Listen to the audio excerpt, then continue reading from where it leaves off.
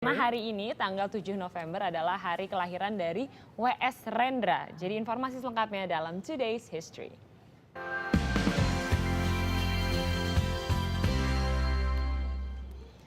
Penyair ternama ini dijuluki si burung merak. Bernama lengkap Willy Brodus Surendra Broto Rendra atau biasa dikenal dengan W.S. Rendra, lahir pada 7 November 1935 di Solo, Jawa Tengah.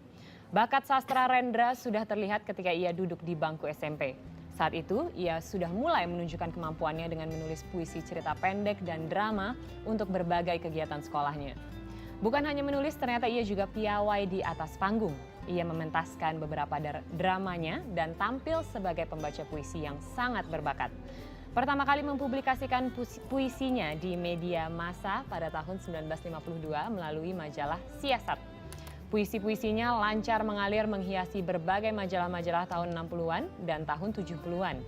Karya-karya Rendra tidak hanya terkenal di dalam negeri tetapi juga di luar negeri.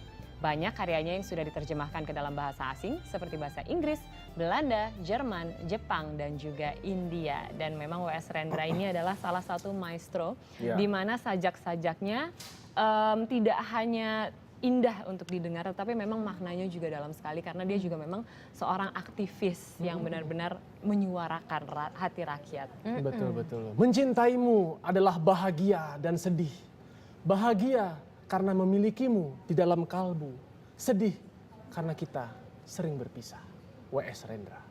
Gitu. Wow. Itu ada salah satu quotes yang pernah saya baca.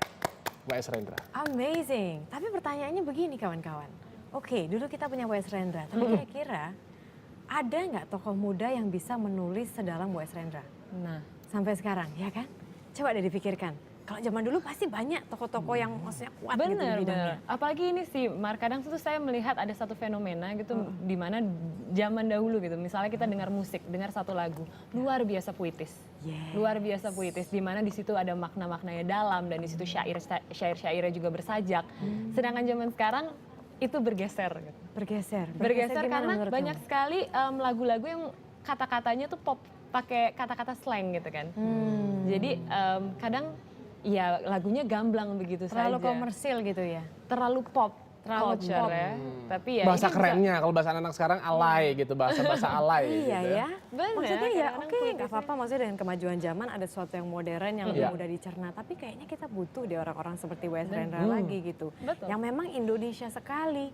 Kalau misalnya kita lihat sekarang dengan adanya globalisasi, oke, kita tidak boleh menolak apa yang namanya globalisasi, tapi di saat yang sama jangan sampai kehilangan jati diri kita begitu kan? Betul. Nah, itu pentingnya apabila kita merasa kita memiliki satu kelebihan seperti W.S. Rendra, penting juga buat kita nih untuk mencetak nih calon-calon apakah seorang pembaca puisi, orang yang seniman dan lain sebagainya. Pemimpin juga seperti itu, mempersiapkan next leader juga ya untuk masa depannya itu nanti gitu. Ini yang memang seringkali terlupa.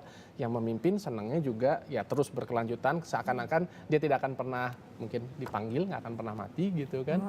Padahal kalau kita memikirkan dari sejak dini itu akan bagus seperti yang tadi kamu bilang tuh.